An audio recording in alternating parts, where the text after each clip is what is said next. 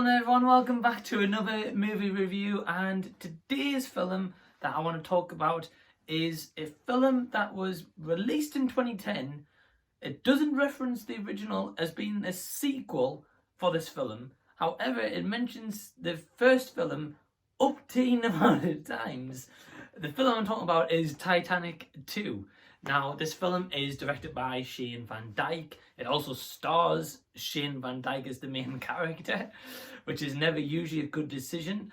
Anyway, it also has Bruce Davison and Brooke Burns and many other shitty supporting characters. Now, the movie itself, you can imagine what the plot's going to be straight away. The iceberg is going to tip. It's going to affect everything in the water. It's going to sink the ship. You know, we've seen this pretty much already. But they decided to make a second one on a low budget. And the only thing I'm going to say about this film, where I can actually give it props, is one of the main characters, the US Coast Guard, Davison, who plays Captain James Main. He is definitely the best part of this movie, and at least he brings some kind of acting credibility to this role. I think he knows how stupid this film is and how stupid this plot is. However, he does take kind of like a serious take on it, especially with his daughter Amy being trapped on board. But he actually does a fairly decent part in this movie. So I'm a bit surprised he took this role.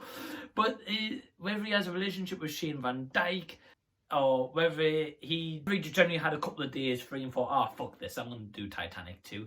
We don't know. So, yes, the film is absolutely terrible. I'll get to that in a moment. But the only other good thing I can say is the film isn't that long. It's about an hour and 20 minutes, hour and 22 minutes. Yeah, they maybe could have shaved off maybe 5-10 minutes.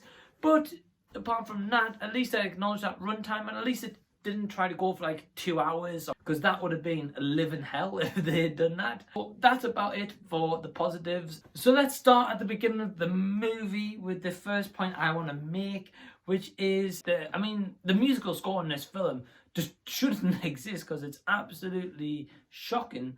But the beginning of this movie, they play sort of heavy metal music while they're showing glimpses of someone getting ready at this surfer. Okay, so firstly I'm like, okay, so is it going to lead to the Titanic 2 eventually maybe sinking, but in the meantime it's going to hit him and kill him, and this is like a preview of the rest of the movie? No, it is this heavy music to showing the surfer catching some waves and building up to that, which makes no sense, and then all of a sudden this kind of sort of heavy music stops, and in the background you see a terrible piece of CGI of the ice creating this monstrosity of a wave, which is going to sweep and kill him, and then that ends. The CGI is absolutely appalling. I mean, yes, it's a low budget movie and it's kind of what you expect, but even in the snowstorm, so you can tell that they stood on a green screen, Captain James Main and Brooke Burns' character, yet they're not getting covered in snow. I mean, at least if they're going to do a green screen, have some fake snow falling from above them or something. Now, when they're evacuating the Titanic, they have these boats to obviously get the people out, but when they launch the boats into the water, they've literally done one CGI shot and done, right, copy and paste, and it's just appalling. It looks absolutely shit. Besides that, Hayden Walsh, whose name gets mentioned up-teen times, and with the amount of time that name is mentioned, or the amount of time that he's on screen, if you were to play a drinking game, you'd be absolutely bladdered. Cheers. The inconsistencies and continuity errors in this movie. So there's one part where they're going to try to evacuate the ship downstairs when they're all meeting up with like the commander and the captain of the ship, for example. They've got schematic plans of a curved building, which is a hotel and not the ship.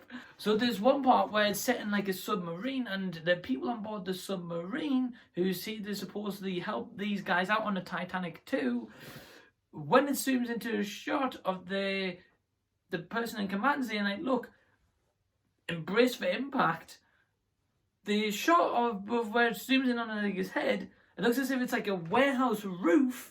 Or there's also one great part which I absolutely loved.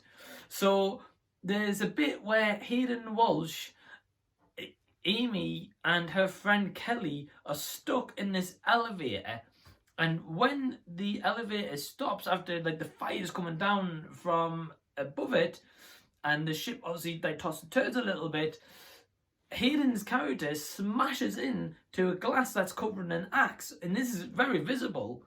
But yet the next scene, it shows Hayden actually elbowing the glass. There's also this next part which kind of follows suitly of that, when they're trying to escape from this elevator, and he can only hold the door so much open with the axe that he actually has, but yet one of the main characters, Amy's like, oh, I can't squeeze through this, it's too tight. Now, she manages to squeeze through it in time. Kelly gets stuck between the doors, and at this point she's already injured and she dies, thankfully. And the next scene, Hayden all of a sudden can squeeze through this tight gap that little kind of thin Amy could only barely get through.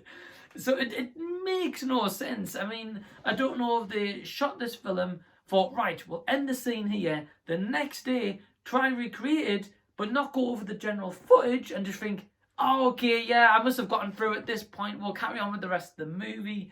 It's just so fucking dumb, man. It's unbelievable. The CGI is one of the worst I've ever seen in my life. Shane Van Dyke, why did you direct this movie and star in it as well? The rest of the cast are pretty much terrible, apart from the two main names they used to try and attract this movie. There's just so many inaccuracies. Like, for example, a factual event here is with the ice actually splitting into the water, where that amount of ice, a ship wouldn't have noticed that much ice melting into the water coming along them, and which would have created that wave.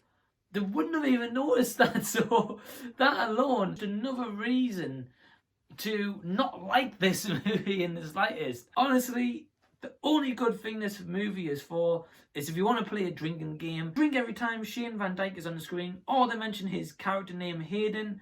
You'll be probably drunk by the end of this hour and 22 so film. Do not waste your hour and 22 time of your life watching this absolute garbage and funding this piece of rubbish. I rented it off Amazon for 99 pence. Kind of glad I did to see how bad this movie was, and on the other hand, really wish I didn't bother doing so. But my score for this film is...